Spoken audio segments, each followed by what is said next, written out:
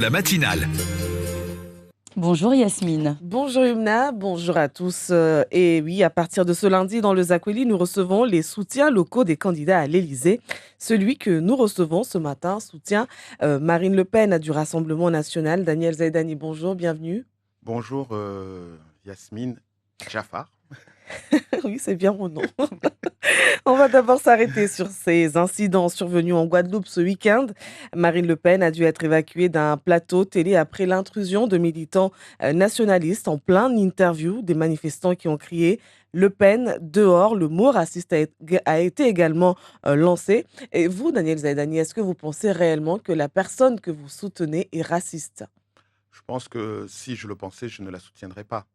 Aujourd'hui, année après année, Marine Le Pen a su démontrer que son projet politique ne tournait pas exclusivement autour de l'immigration, mais bien au contraire, elle développe d'autres thèmes, que ce soit le pouvoir d'achat, le volet social, etc., etc. Donc, très sincèrement, moi, je suis très, très séduit par ce que propose Marine Le Pen pour Mayotte et notamment pour la France. Et on voit bien avec le conflit qui commence à s'éterniser au niveau de l'Ukraine que le pouvoir d'achat est vraiment central, un sujet qu'elle avait mis en avant. Et vous savez, pour notre petit territoire insulaire, qui dépend essentiellement des importations de métropole et du reste du monde, forcément, l'évolution des prix nous intéresse et nous préoccupe énormément.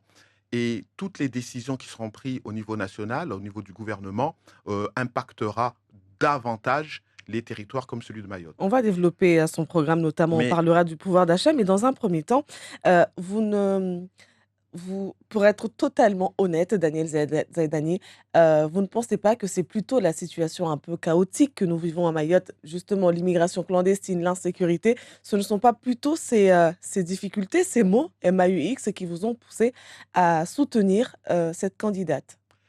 je crois que il faut être honnête, comme vous le dites.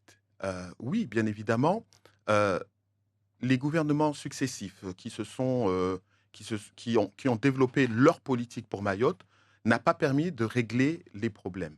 D'ailleurs, lorsque je lis le courrier d'Emmanuel Macron adressé aux Mahorais, on voit bien que les points qu'il a mis en avant dans le cadre de son mandat qui se termine, et là où il estime avoir fait un effort particulier, c'est la lutte contre l'immigration et la sécurité. Cela montre bien que le cœur du problème est là.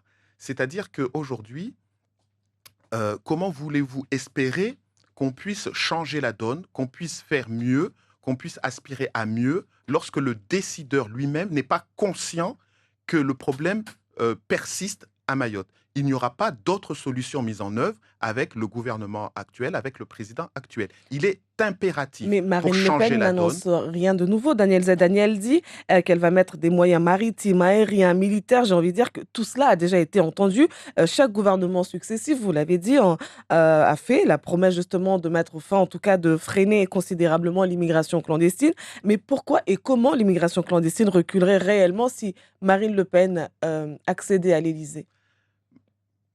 Élue présidente, Marine Le Pen enverra son ministre des Affaires étrangères en début de mandat aux Comores.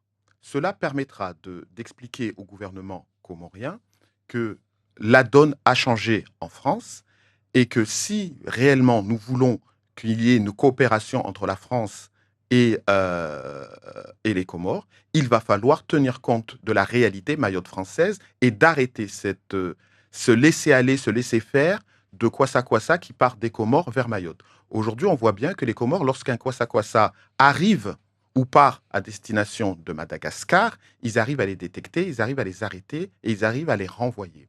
Par contre, tous les Kwassa qui partent d'Anjouan vers Mayotte, ils les laissent faire parce que la politique générale globale dite par le gouvernement comorien, c'est que Mayotte est comorienne et vous êtes chez vous. Donc à la rigueur, lorsque vous partez des Comores pour venir à Mayotte, vous pouvez le faire sans aucun doute. C'est pour cette raison que la donne, c'est un, de changer de ton, deux, de changer de discours, trois, de changer de méthode. Changer de méthode, ça veut dire que les Comoriens qui veulent se rendre en France, en métropole notamment, n'auront plus de visa dans ce contexte-là s'il n'y a pas d'effort particulier. De la même manière, s'il faut aller plus loin, on gèlera les avoirs des Comoriens en France, comme on le voit aujourd'hui avec les oligarques russes en France. Donc, je veux dire, les méthodes, nous les avons, mais nous ne les utilisons pas. Mais pendant ce temps-là, Mayotte est submergée par l'immigration et tous nos services publics aujourd'hui n'arrivent pas à faire face. À vous entendre, on a l'impression que ce sera beaucoup plus simple mais il faut quand même se poser la question. On a vu quand même un Nicolas Sarkozy qui a quand même sorti la carte de la fermeté. Ça n'a pas pour autant mis fin à l'immigration clandestine. Ensuite, il y a eu la gauche, Hollande, puis Emmanuel Macron. Mais vous ne pensez pas que c'est trop s'avancer de dire que avec l'histoire des visas, enfin tout ce qu'elle compte mettre en place, Marine Le Pen, vous ne pensez pas qu'il y a quelque chose de beaucoup plus profond que cela? Ben, vous savez, en premier lieu, ce qu'il faut comprendre, c'est que les gouvernements qui se sont succédés, et Emmanuel Macron n'y déroge pas, c'est la politique des chiffres qui les intéresse. Vous avez vu la lettre d'Emmanuel Macron. Qu'est-ce qui a été dit? Oui, nous avons recruté beaucoup plus de policiers, jusqu'à 40%. Plus de 100 000 Oui, reconduites à la plus de frontière. voilà, voilà, 100 000 personnes reconduites à la frontière. Mais à aucun moment, il parle de résultats, d'objectifs à atteindre. Or, ce qui nous intéresse, nous, c'est pas le nombre de clandestins qui sont renvoyés aux frontières ou tout simplement les moyens qui sont mis sur le territoire. Nous, ce qui nous intéresse, c'est quel objectif on veut atteindre à Mayotte. L'objectif, il est simple. Nous avons une population officielle de 265 000 habitants et en parallèle, nous voyons que tous les indicateurs économiques nous montrent qu'on est plutôt autour de 500 000.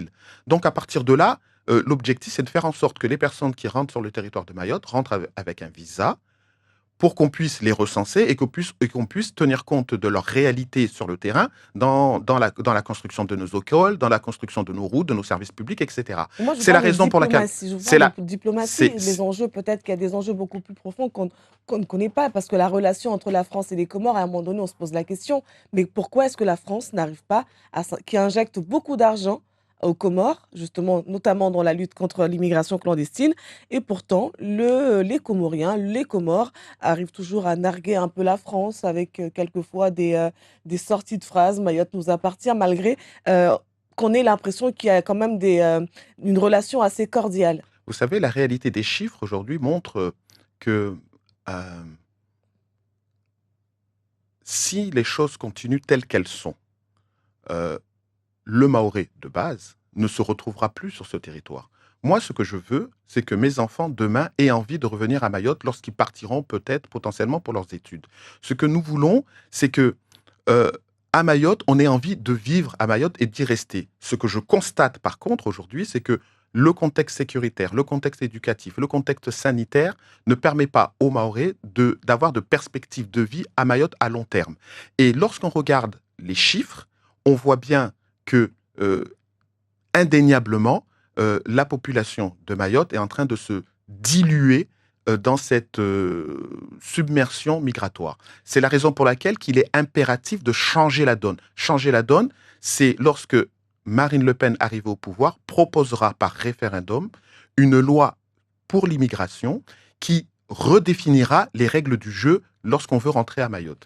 Et en Suppression du France, droit du sol, une priorité nationale pour l'accès à l'emploi et au logement, pas de prestations sociales pour les étrangers qui ne peuvent pas justifier avoir travaillé au moins 5 ans en France. Mais en clair, croyez-vous vraiment que c'est réalisable et surtout avec quelle majorité? Il y a les ah, prestations sociales, déjà, pour beaucoup de gens, elles ne les ont pas. alors Mm. pour que ce soit bien clair, il s'agit ici d'un référendum. Donc nous ne voulons pas que Mayotte se retrouve dans un problème de constitutionnalité par rapport à la loi. C'est pour cela que, contrairement à d'autres candidats, nous ne proposons pas des méthodes spécifiques à Mayotte. Nous voulons changer la loi, mais pour toute la France. Et cela, ce sont les Français qui le décideront par référendum. Il ne s'agit pas d'une majorité à l'Assemblée nationale, mais il s'agit de l'expression des Français par rapport à un référendum, et ensuite de respecter, pas comme avec Maastricht, de respecter le référendum. Donc, à partir de là, moi, je ne suis pas plus inquiet que cela. En plus, vous le savez, puisque vous posez quand même, et c'est important, la question de la gouvernance avec une Assemblée nationale, oui, nous présenterons évidemment des candidats sur les territoires, mais Marine Le Pen n'est pas la présidente, elle ne veut pas être une présidente du Rassemblement national. D'ailleurs, contrairement aux autres partis, Donc la c'est du première, Emmanuel la Macron première, bis, la première un gouvernement décision, macédoine? la première décision qu'elle a prise lorsqu'elle a décidé de se présenter à l'élection présidentielle, c'est de démissionner de son poste de présidente du Rassemblement national pour montrer clairement qu'elle veut être la présidente de tous les Français et qu'elle veut rassembler tous les Français Ce n'est pas derrière elle. plutôt justement parce qu'elle sait peut-être pertinemment qu'elle ne pourra jamais justement avoir beaucoup plus de monde qui pourront adhérer au Rassemblement national, peut-être se débarrasser de cette étiquette. Pas du tout. Je pense qu'elle assume parfaitement son histoire, elle assume parfaitement son passé, et c'est son passé et son histoire qui l'a construit et qui lui permettent aujourd'hui d'avoir la posture qu'elle a. La posture qu'elle a, elle est claire, elle a grandi, elle a une plus grande maturité, elle a une meilleure vision de la France, et comme elle le dit très bien, elle est prête à diriger la France. Parce que pouvoir rassembler aujourd'hui les dômes derrière elle, et vous l'avez vu élection après élection, ce n'est pas qu'à Mayotte. Si aujourd'hui vous avez introduit avec la problématique de personnes qui se sont introduites dans son hôtel pour manifester leur mécontentement de sa venue en Guadeloupe, mais la réalité c'est quoi? C'est que elle est arrivée en Guadeloupe, elle ne s'est pas cachée, elle est sortie par la grande porte, elle a été accueillie avec une elle a été accueillie aussi bien qu'elle a été accueillie à Mayotte. Donc ça veut dire que les temps changent. La perception de Marine Le Pen par rapport au passé, elle a complètement changé parce que aujourd'hui, elle est en phase avec les vraies problématiques des Français. Sa campagne, c'est une campagne de proximité. Elle parle aussi bien aux jeunes. Vous avez bien vu, par exemple, c'est la seule à proposer dans le cadre de cette élection, que les jeunes de moins de 30 ans ne paieront plus d'impôts sur le revenu ou d'impôts sur les sociétés jusqu'à 30 ans. Bon, donc on tout verra ça, bien. Peut-être que c'est un peu tout trop ça gros pour être...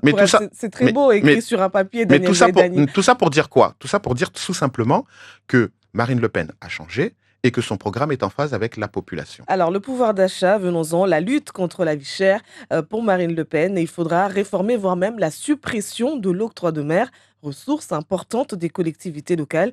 Daniel Zaidani, vous avez été président du conseil départemental à Mayotte. Pensez-vous réellement que les collectivités peuvent se passer de cette recette importante? Je pense que c'est une de ses meilleures propositions pour l'outre-mer. Incontestablement, surtaxer les produits avec l'octroi de mer conduit à une inflation des prix. Et vous le savez, en Outre-mer, tout est cher. Donc oui, c'est une très bonne chose. Par contre, il est clair qu'il s'agit ici de pouvoir compenser au niveau des collectivités le manque à gagner. Donc là-dessus, il n'y aura aucun problème. Après, pour être encore plus précis, il s'agit non pas de la supprimer totalement, mais vraiment de taxer, de supprimer la taxe pour les produits locaux. Et donc, il y aura une dotation globale. En tout cas, il y aura de l'argent. L'État va injecter de l'argent dans les caisses des collectivités. On va améliorer la DGF et il faut le savoir, c'est comme ça que ça se passe ailleurs. Pourquoi dans l'outre-mer, ce serait le consommateur qui va financer les collectivités? Ce n'est pas ainsi que ça fonctionne dans les autres départements en métropole. Il n'y a aucune raison d'accentuer la vie chère en Outre-mer parce que déjà, la distance contribue déjà à cette inflation. Autre point que Marine Le Pen souhaite attaquer, c'est l'extinction progressive de la surrémunération, l'indexation lorsque l'on sait que ce fut un long combat à Mayotte et que ça reste encore un long combat. Est-ce que les Mahorais, pensez-vous vraiment que les Mahorais sont prêts à entendre cela, la suppression de l'indexation? Alors, il y a deux choses. D'abord, il faut avoir l'honnêteté de dire les choses. C'est-à-dire qu'il ne s'agit pas de prendre au dépourvu tous les fonctionnaires qui sont déjà venus sur le territoire. Par contre, vous avez pu constater que si, en parallèle, on ne contrôle pas les prix, si, en parallèle, on ne donne pas un nouveau gain en termes de pouvoir d'achat, c'est pour ça que dans sa campagne, elle dit « rendre l'argent aux Français », toutes les réductions d'impôts, aux droits de succession, suppression de certains droits sociaux, va dégager les moyens pour pouvoir compenser ce manque à gagner. Donc l'idée, ce n'est pas de gagner 3 000, 5 000, 10 000 euros. L'idée, c'est de pouvoir avoir une rémunération qui permette de satisfaire les besoins. Si au final, il y a un jeu d'équilibre qu'il se fait, il n'y a aucune raison qu'il y ait de difficultés. Par contre, vous avez bien vu qu'à chaque fois qu'on augmentait les salaires à Mayotte, tout augmentait. Vous l'avez vu. Vous mettez en place les tickets restaurants, vous avez vu automatiquement que les prix se réajustent dans les magasins. Donc, il faut contrôler les prix, il faut lutter contre le monopole. J'ai une dernière question d'Alain Zendani, il est déjà 7h30 presque. Il n'y a aucun élu du Rassemblement national à Mayotte. Comment comptez-vous faire pour mener justement cette campagne, pour convaincre les Mahorais, pour voter Marine Le Pen?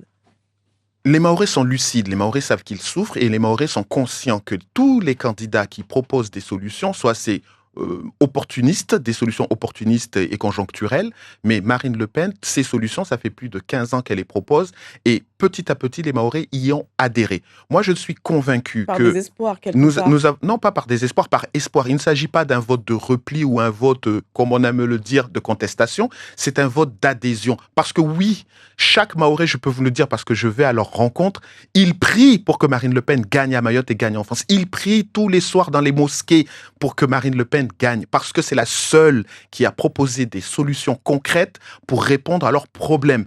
Jusqu'à présent, toutes les solutions qui sont proposées par nos concurrents ne sont pas satisfaisantes. Et je donnerai juste un dernier mot. Je souhaiterais, dans tous les cas, que si je constate que tout le monde, tous les autres candidats se battent contre Emmanuel Macron, alors j'attends qu'au deuxième tour, tous les candidats se rassemblent pour battre Emmanuel Macron à ce moment-là. Merci Daniel Zendani d'avoir été l'invité du Zakwili.